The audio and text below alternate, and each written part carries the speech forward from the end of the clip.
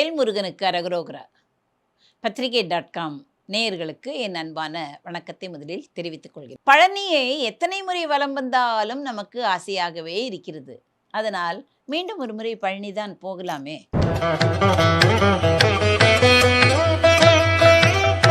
என்ன பாடல்? இப்பொழுது அந்த பாடலை பார்க்கலாம். அவனிதனிலே பிறந்து மதலை எனவே தவழ்ந்து அழகு பெறவே நடந்து இளைஞனாய் அருமழலையே மிகுந்து குதிரை மொழியே புகன்று அதிவிதமதாய் வளர்ந்து 16 சிவகலைகள் ஆகமங்கள் மிகவும் மறை ஓதும் அன்பர் திருவடிகளே நினைந்து துதியாமல் தெரிவையர்கள் ஆசை மிஞ்சி வெகு கவலையாய் உழன்று திரியும் அடியேனே உந்தன் அடிசேராய்.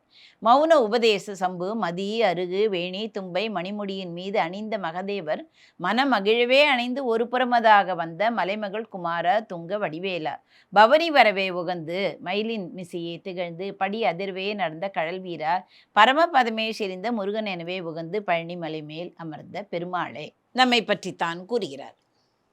ஒவ்வொரு மனிதனும் எப்படி பிரிக்கிறான், எப்படி வளர்கிறான், எப்படி அவன் இருக்கிறான் என்ற அந்த வாழ்க்கையை பற்றியே கூறுகிறார். அவனிதனிலே பிறந்து மதலை எனவே தவழ்ந்து, இந்த பூமியில் அதாவது ஒரு பெண் கருவுற்று விட்டால் குழந்தை வளர்கிறது, 10 மாதம் வளர்கிறது.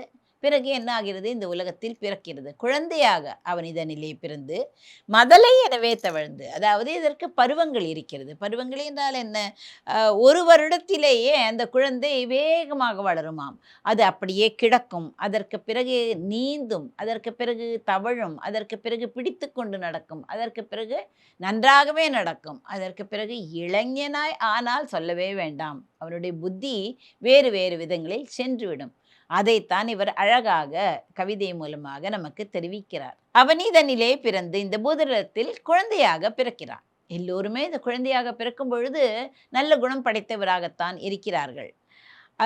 மதலை எனவே தவழ்ந்தது, பிள்ளை பருவம் வந்து அது தவழ்கிறதாம். தவழுதல் என்றால் உங்களுக்கு எல்லாம் தெரியும், எவ்வளவு கிருஷ்ணர் எவ்வளவு அழகாக தவழ்ந்து சென்றார் என்று.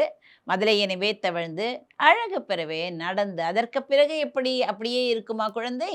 பிறகு நடக்கும், தத்தி தத்தி நடக்கும் அல்லவா? அது ஒரு வருடத்துக்குள் சில குழந்தைகள் நடக்கும், சில குழந்தைகள் ஒரு வருடத்திற்கு பிறகும் நடக்கும். அதனால் காண்பார் கண் கவரும் கவினுடன் அழகுடன் அழகாக தளர் நடையிட்டு அது அழகாக நடக்கும். அதையெல்லாம் நீங்கள் கண்ணால் அதை நீங்கள் கற்பனையில் பாருங்கள். மதலை எனவே தவழ்ந்து அழகு பெறவே நடந்தாகி விட்டது. அந்த குழந்தை எப்படி நடக்கும் என்று உங்களுக்கு தெரியும். அதற்கு பிறகு இளைஞனாய் பெரியவனாகி மீசை முளைத்து விட்டது, முளைக்க ஆரம்பித்து விட்டது. இளைஞனாய் என்றால் சிறிது வளர்ந்து பாலகனாகி அருமழலையே மிகுந்து, இனிமையான எழுத்துக்கள், மழலை சொல் என்றால் அந்த மழலை என்பது வார்த்தைகள் துண்டு துண்டாக வரும், சரியாக வராது. அதை புரிந்து கொள்ளுதல் முடியாது. அதனால் அந்த வார்த்தைகள் இல்லாமல் முடியவும் முடியாது. ஆனால் அந்த குழந்தை தன் தாய் தந்தையர் என்ன சொல்கிறார்களோ பாதி அதை எடுத்துக்கொள்ளும். ஏனென்றால் அதற்கு அவ்வளவு அறிவு போதாது. மழலை சொல் கேளாதவர் குழல் இனிது யாழ் இனிது என்பர் தம் மக்கள் மழலை சொல் கேளாதவர் என்று திருக்குறள் இருக்கிறது. அந்த மழலை சொல் அவ்வளவு இனிமையாக இருக்குமாம். அதாவது குழலெல்லாம் என்ன, யாழெல்லாம் என்ன, வீணையெல்லாம் என்ன, குழந்தை ஒரு பேச்சு பேசினால் ஆஹா, அது இதையெல்லாம் அப்படியே தட்டிவிட்டு இது உயர்வாக இருக்கிறது என்று கூறுவார்கள். அருமழலையே மிகுந்து, அதற்கு பிறகு குதலை மொழியே பகர்ந்து சிறிது புரியும்படி பேசுமாம். குதலை என்பதும் சிறிய சிறிய பிள்ளைகள்தான், இருந்தாலும் சிறிது திருந்திய அந்த சொற்களை பேசுமாம். குதிரை அதிவிதமாய் கிடுகிடுகிடு என்று வளர்ந்து விட்டானே என்று நாம் கூறுவோம் அல்லவா? அப்படி திடீரென்று அதிவிதமாய் வளர்ந்து பெரியோனாய் 16 வயது ஆகிவிட்டது. ஏன் அவ்வாறு கூறுகிறார்? அந்த 16 வயதில்தான் எல்லா தீய குணங்களும் வரும். 16 வயதில்தான் ஒரு பையனின் ஒரு ஆண் மகனின் கண் பார்வை பெண் மீது படும். அந்த பருவம் மிகவும் கெடுதலான பருவம். நாம் நன்றாகவும் இருக்கலாம், இறைவனை பற்றியும் பேசலாம், இருந்தாலும் அது இயற்கை. அதனால் 16 இருந்தாலும் சிவகலைகள் ஆகமங்கள் மறை மிகவும் ஓதும் அன்பர் திருவடிகளை நினையாமல் இருக்கிறான். பெரியவனாக இருந்தால் என்ன செய்ய வேண்டும்? இல்ல கோவிலுக்கு போக வேண்டும், நல்ல விஷயங்களை தெரிந்து கொள்ள வேண்டும் என்று. சிவகலைகள் என்றால் என்ன? சிவனை பற்றிய நூல்கள் எவ்வளவோ இருக்கிறது. அதனால் அதையெல்லாம் படிக்காமல் ஆகமங்கள் ஆகமங்கள் முப்புரலை உணர்த்துவது. பத்தி, பசு, பாசம் இருக்கிறதே, அது மலநாசம் செய்வது, இறைவனுடன் எப்படி இணைய வேண்டும் என்பதை அது குறிக்கிறது. இதற்கு வழிகள் இருக்கின்றன. அதற்கு பாதமும் இருக்கிறது. என்னென்ன பாதம் என்று இந்த ஆகமங்கள் எங்கிருந்து வந்தது? இறைவனுடைய, அதாவது சிவபெருமானுடைய முகத்திலிருந்து வந்தது. இதற்கு 4 பாதங்கள் இருக்கிறது. சரியை, கிரியை, யோகம், ஞானம் என்று 4 பாதங்கள் இருக்கிறது. இதற்கு வழிகளும் 4 இருக்கிறது. என்னென்ன வழிகள் என்றால், சன்மார்க்கம், சகமார்க்கம், புத்திரமார்க்கம், தாசமார்க்கம். உங்களுக்கெல்லாம் தெரியும், தாசமார்க்கம் என்பது அடிமையாக இருக்க வேண்டும். இறைவனுக்கு அடிமையாக அவர்களே இருக்கிறார்கள். இறைவன் சொல்லவில்லை நீ எனக்கு அடிமையாக இரு என்று. அடிமையாக இருப்பது யார்? அந்த அப்பர். உதாரணமாக அப்பரை எடுத்துக்கொள்ளலாம் தாசமார்க்கத்திற்கு. சத்புத்திர மார்க்கம் உங்களுக்கெல்லாம் தெரியும், திருஞான சம்பந்தர். திருஞான சம்பந்தர் குழந்தையாகத்தானே இருந்தார். 3 வயதிலேயே அவர் உமையம்மையின் பால் குடித்தவர், ஞானப்பாலை குடித்தவர் ஆயிற்றே. அதனால் சத்புத்திர மார்க்கம் மகன் வழி என்று கூறலாம். சக மார்க்கம் என்றால் நண்பன் வழி. நண்பனாக இருந்து எல்லா பொருளையும் கேட்டு பெறுவாராம் இந்த சுந்தரர் நண்பராக இருந்தார் சிவபெருமானுக்கு. அடுத்தது சன்மார்க்கம். உண்மையாக இருந்தவர் யார்? இந்த மாணிக்க வாசகர் என்று சொல்லுவார்.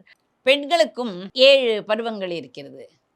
பேதை, பெதும்பை, மங்கை, மடந்தை, அறிவை, தெரிவை, பேரிளம்பெண்.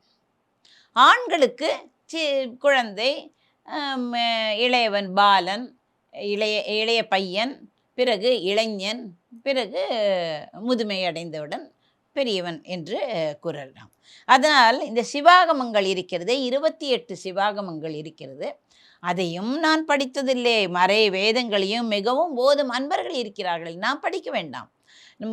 அந்த மறைகளையும் இந்த சிவாகமங்களையும் ஓதுவார்களே, அவர்கள் தாளில் வீழ்ந்திருக்கிறேனோ? 16 வயது ஆன பிறகு இல்லையே.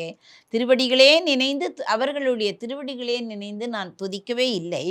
வெகு கவலையாய் உழன்று திரியும். என்ன செய்கிறேன்? தெரிவையர்களின் ஆசை மிஞ்சி, அறிவை தெரிவை என்று நாம் பார்த்தோம் அல்லவா?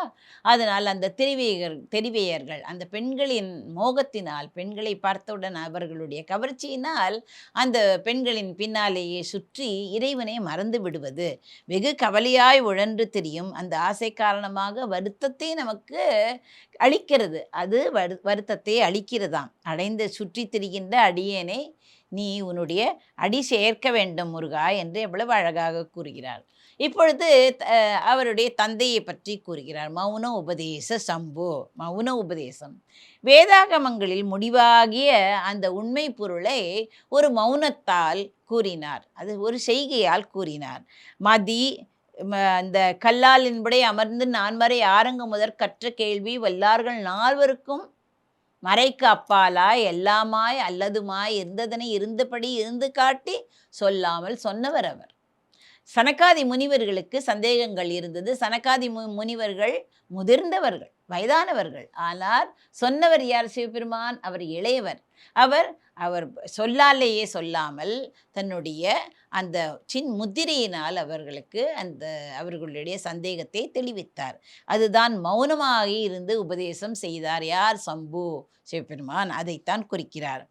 மதி சந்திரனை அணிந்திருப்பது உங்களுக்கெல்லாம் தெரியும். சந்திரன் கலை தேய்ந்து வந்த சமயத்தில் இவர் அதை தலையில் அணிந்து கொண்டார் என்று. அருகு, வேணி, தும்பை. வேணி என்றால் கங்கா நதியும், தும்பை என்றால் தும்பை மலர். சிறியதாக இருக்கும். சிறியதாக இருந்தாலும் அது எனக்கு உரியது என்று அழகாக அவர் தலையில் இவ்வளவு சிறியதாக இருக்கும், வெண்மையாக இருக்கும், சிறியதாக இருக்கும். சிறியதாக இருந்தாலும் எனக்கு உரியது, சிறப்புடையது என்று தன் தலையில் வைத்து கொண்டார். தும்பை மலரும் அப்படித்தான். தும்பை மலர் மணிமுடியின் மீது அணிந்த மகாதேவர். தன்னுடைய ஜடாபாரம் இருக்கிறதே, அதில் அணிந்த மகாதேவர். தேவர்களுக்கெல்லாம் தலைவர் மகாதேவர் என்று கூறுவோம். அவர் மனம் மகிழ்ந்தாராம். சிவனார் மனம் குளிர என்று கூறு ஒரு பாடலில் வருகிறது. சிவனார் மனம் குளிர உபதேச மந்திரம் இரு செவி மீதிலும் பகர்ந்தவன் முருகன். அதனால் அவர் மனமகிழ்ந்தாராம். மனமகிழவே அணைந்து என்று. அப்படி மனமகிழ்ந்தார் என்று நாம் ஒரு முறை பார்த்திருக்கிறோம். ஆனால் இந்த மனமகிழ் யார் என்றால் மனைவி. எப்படி அந்த மணிமுடியின் மீது அணிந்த மகாதேவர் எதனால் மனமகிழ்ந்தார்? இந்த பாடலில் தன்னுடைய மனைவியால் மனமகிழ்ந்தார். ஒரு புறமதாகவே அணைந்து என்றால் மலைமகள் குமாரா. ஒரு புறம் இடது பக்கம் இருக்கிறாள், எப்பொழுதுமே இருக்கிறாள். சில சமயம் இருந்துவிட்டு அவள் செல்வாள் என்று இல்லை, அவருடைய உடம்பிலேயே இருக்கிறதுனால அவருக்கு ஒரு பெருமைதானே, என்னிடமே என் மனைவி இருக்கிறாள் என்று. அதனால் மனம் மகிழ்ந்து கொண்டே இருக்கிறது. அதனால் எப்பொழுது பார்த்தாலும் சிரித்து கொண்டே இருக்கிறார். குமாரா துங்க வடிவேலா, அதாவது துங்க என்றால் சுத்தமான தூய்மையான வடிவேலி உடையவனே, மயிலின் பவனி வரவே உகந்து மயிலின் மெசியே திகழ்ந்து. இந்த உலகத்தை சுற்றி வருவதற்காக, பவனி என்றால் சுற்றுதல், சுற்றி வரவே உலகத்தை உலா போந்தருள் என்று கூறுவோம். அன்புடன் அவர் என்ன செய்தார்? மயில் மேல் ஏறி உலாவை ஒரு வினாடி பொழுதில் உலா வந்தார், உலகத்தையே வலம் வந்தார். அதைத்தான் குறிக்கிறது. பவனி வரவே உகந்து மயிலின் மிசையே திகழ்ந்து. மயிலின் மீது முதுகில் ஏறி அவர் படி அதிரவே, படி என்றால் இந்த இடத்தில் உலகம் அதிர்ந்ததாம், மலைகள் அதிர்ந்ததாம், கடல் அதிர்ந்ததாம், இந்த உலகமே அதிர்ந்தது. அப்படி அவர் அவ்வளவு வேகமாக, ஒரு காற்று வீசினால் கிடுகிடு என்று ஆடும் அல்லவா, நம் வீடே ஆடும். அப்பொழுது இவர் வேகமாக போகும்பொழுது இந்த உலகமே ஆடிற்றாம்.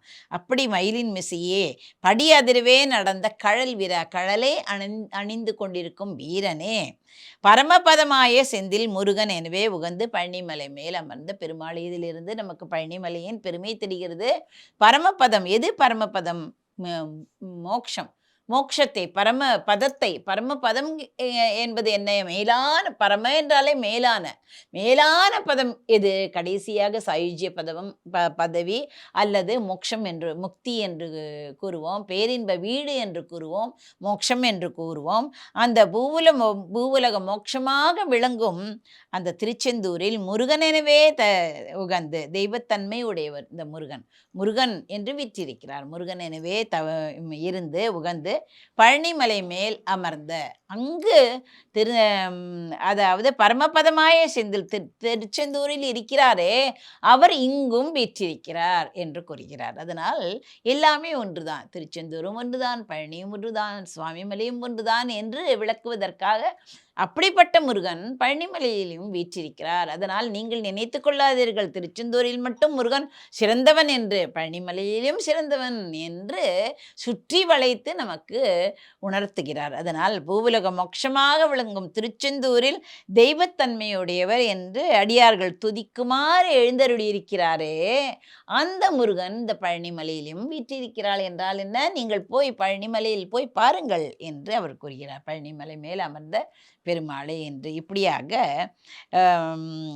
எல்லா ஆகமங்களை பற்றியும், வேத ஆகமங்கள் எல்லாவற்றையும் இவர் இந்த இதில் பாடலில் புகுத்து நமக்காகத்தான், நாம் எல்லாவற்றையும் கற்க வேண்டும், சிறிது சிறிதாக கற்கலாம் என்று ஒவ்வொரு பாடலிலும் ஒவ்வொரு தத்துவங்களையும், ஒவ்வொரு காரணங்களையும், ஒவ்வொரு கதைகளையும் கூறியிருக்கிறார். அதனால் திருப்புகழ் பாடுங்கள். வகுப்புகள் முன்னையே சொல்லியிருக்கிறேன். வகுப்புகளுக்கு ஆன தொடர்பை நீங்கள் செய்யுங்கள். தொடர்பு கொண்டு நீங்கள் வகுப்பில் சேரலாம். முருகனின் அருளை பெறலாம். நன்றி, வணக்கம்.